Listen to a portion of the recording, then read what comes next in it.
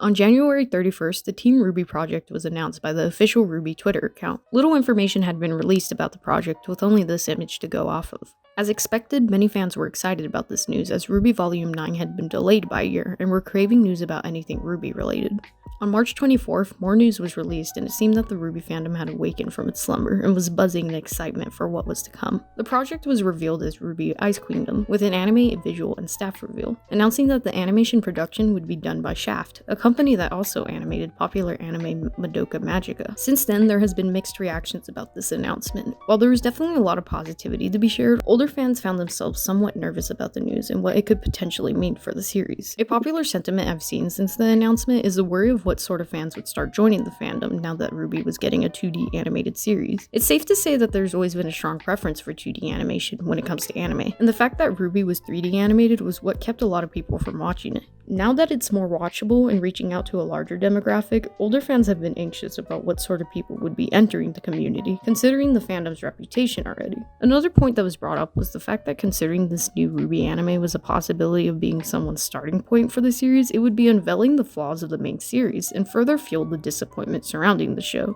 Rwby YouTuber Twins Inc. puts it in perspective when it comes to the problems surrounding the main series' production and the issue with Rooster Teeth's way of handling Rwby, because it seems like RT is just handing off one of their more popular franchises to a studio that is almost guaranteed to deliver better, while also still benefiting from it because they have the rights to Rwby. It highlights the issue of how fans have to rely on a different company entirely for quality, instead of the company Rwby originates from. I and many other Rwby fans just want the best for the series considering its potential, and being able to recognize such a prominent problem with Rwby and Rooster Teeth is just showing the love and care we have for the series. The same day that Rwby Ice Queendom was announced, voice actor Aaron Zack, who plays main character Blake Belladonna, tweeted some upsetting news involving one of the writers for the upcoming Rwby project. According to an article written by Mikikazu Komatsu, on August 25th, 2015, writer Tow Ubukata was arrested under the suspicion of domestic abuse toward his wife. It was reported his wife had sustained injuries, including a fracture of her front tooth and a bruise on her chin. If there were charges, it was alleged that they had been dropped, and he continued his work without punishment. Following Zack's tweet, Tow himself replied hours later, requesting that discussion of the situation would be dropped for his ex-wife's sake. While this incident had occurred 7 years ago, there's a lot of unsure air surrounding the whole ordeal, and Western fans have already expressed their confliction concerning the news. I think for now, it's better to keep this knowledge in mind and be respectful until there's more clarity, considering from what I've seen, there's been a lot of things said while any sources cited. So, heads up, if you thought this audio was bad, get ready for what's to come because it's even worse. And if you somehow made it already this far into the video, thank you, appreciate it, and enjoy.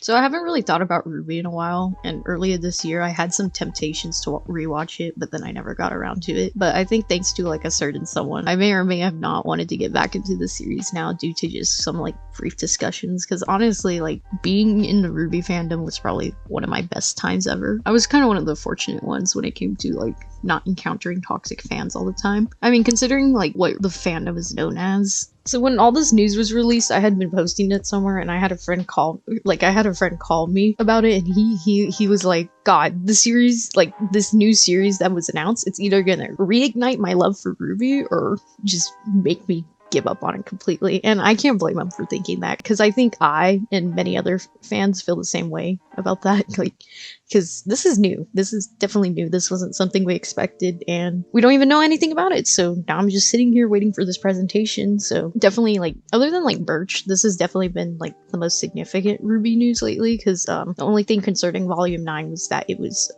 delayed. And I know there's like a teaser, like some teaser footage release. I never got around to watching it though. So like the only thing I really know about Volume 9 is the fact that this delay, that hopefully they're putting a lot more effort into it. I don't think I properly conveyed this in my Volume 8 video, but I do think like Volume 8 was a good volume. It was just the ending that upset me a little. And like when you look at it as a whole, like Volume 8 as a whole, like overall it was good. It was just the finale that kind of just wasn't the best, and I'm still hoping a lot. Like, I'm hoping that Rwby just continues to get better, considering its past history. Yeah, I've seen all the characters' designs so far that they have released, like, for the new series, and I think I want to say that Rwby, or Jean's, is my favorite. Jean's designs in, like, the main series has never been my favorite, but like this cute Atlas one, I definitely like it on him. And before I watch this presentation, I know that it was confirmed this is definitely an alternate universe, so it will be completely different from the main series. Maybe it will be worse than the main series, or maybe it will be better, who knows. I'm happy that Pure is alive. At least it looks like she's alive, and she might stay alive, or we might see her die again, which if we see her die again, I am not looking forward to that.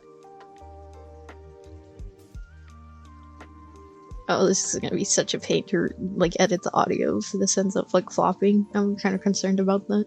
I'm excited. Very quirky music so far. I wonder if we're actually gonna get some footage. I'm very curious on how this is gonna turn out.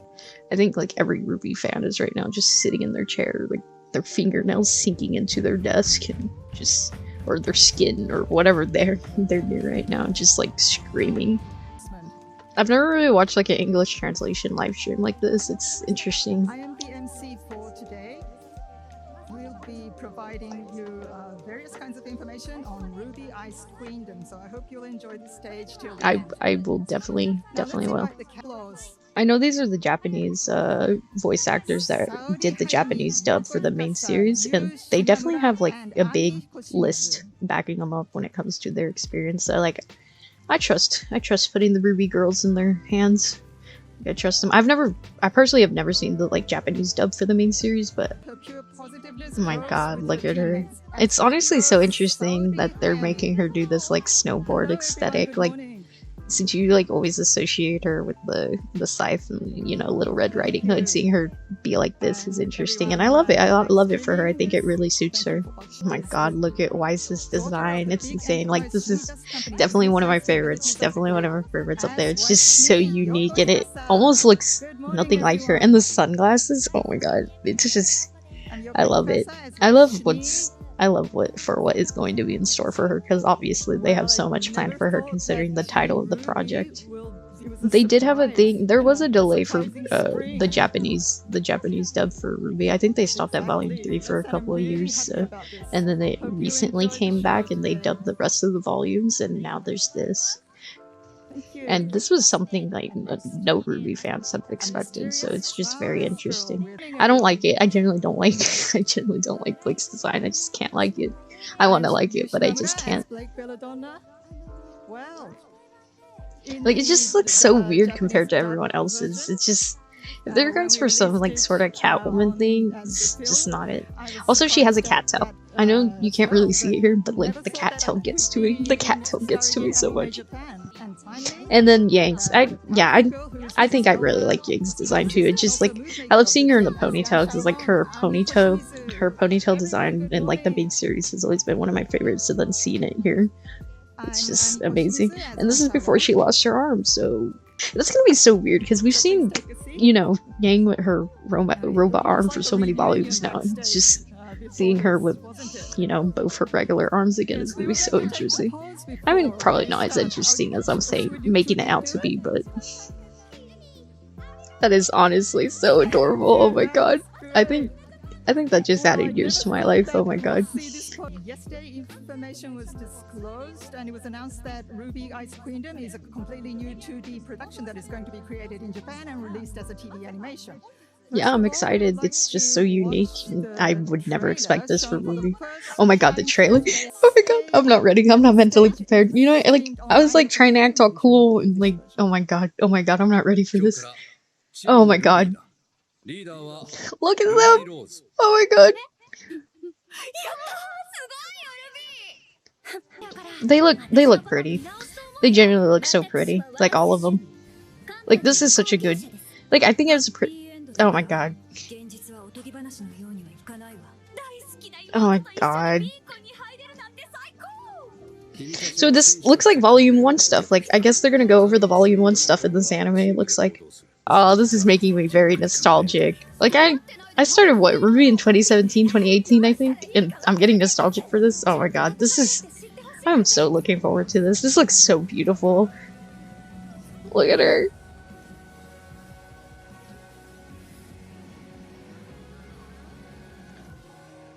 So it looks like, okay, if this is, okay, yeah, okay, I was gonna say, oh my god, oh my god, oh my god.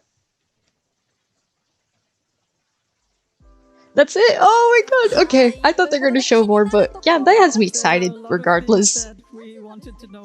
So far it showed us just like, it seems like volume 1 stuff, just volume 1 stuff completely.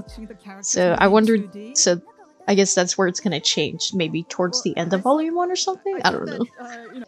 It was mentioned that like it's gonna deal with like some psychological trauma, and if you know Wise, like there's a lot of psychological stuff involving her, considering like her emotional and physical abuse involving her father. So that's gonna be so interesting. I honestly wonder what direction Blake and Yang's relationship will be going in this anime, considering like I can't really speak much about like how like Japanese anime treats queer relationships. That's kind of like that's a completely separate subject that I wanted to talk about for a while, but I need to still do more research into it. But like I wonder if Bumblebee, the ship between Yang and Blake, if that's gonna be a thing in this anime. Alright. The way you are staring down that camera, Carrie, you're kind of scaring me. I hope I enjoy it too. I really don't want this to like flop or disappoint me. Like that's like my biggest anxiety right now, like for this to just blow up in my face, because I think a lot of Rwby fans are aware of the flaws of the main series, and I just hope in a way that, especially with Volume 9 and then this new project, I hope it keeps taking it in the right direction. Okay, so yeah, that makes sense that they're going to be covering Volume 1 for like newcomers to understand the series. Like, yeah, that makes sense. I shouldn't be too surprised. But like if they're only covering Volume 1 and then they're going to like do something completely new, that's also going to be interesting. Like, honestly, I guess this is, in a way, this is the Rwby rewrite that a lot of fans have been wanting for a while now then. And I guess they're gonna get their wish when this comes out. That's gonna be so interesting. Like, wow.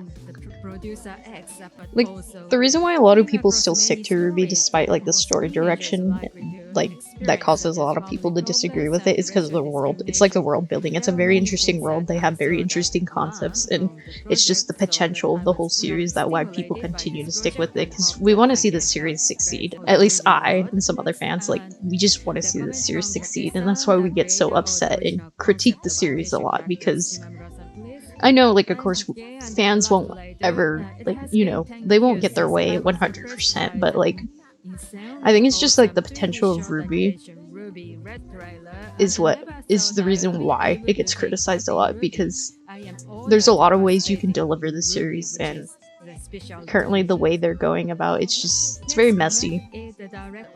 And yeah, that's another big thing about this project is the animation, because from 3D animation to 2D animation, and of course in the early volumes of the main series of Rwby, like, that 2D animation was rough. I mean, the fight scenes were amazing, but like everything else was rough. So it's gonna be interesting to see everything reanimated, especially in the 2D way, because this is something that a lot of fans have been wanting for years now, and it's insane that we're finally gonna get to see something like this. It's unbelievable.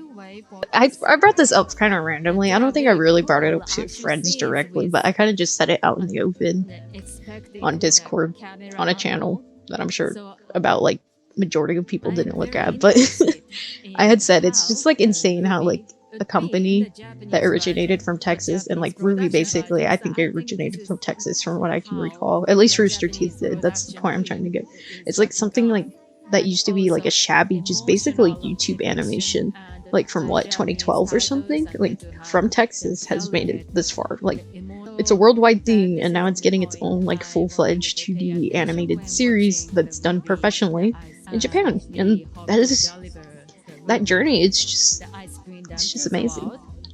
Music-related information was also disclosed yesterday, as mentioned. I'm excited to hear the new songs. It's definitely going to be way different from what Casey Lee Williams has delivered for the franchise so far. And like, Casey Lee Williams, she's talented. The Rwby music is unironically just really good. I mean, when I first heard it, I was kind of but like it grew on me, and it's generally like one of the best parts of the series. So like, I guess hearing more like anime-esque music for Rwby is going to be very interesting. It's going to be new. It's going to be very new. I kind of wish they brought Casey Lee Williams back for this, or like they do like a different version of like this will be the day from Volume 1, but I mean, I'm also open to new music, even if it's probably going to be way different from what we're used to for a Rwby soundtrack. You are going to sing it today. Oh, we're gonna get to hear the song. Oh my god. Oh my god.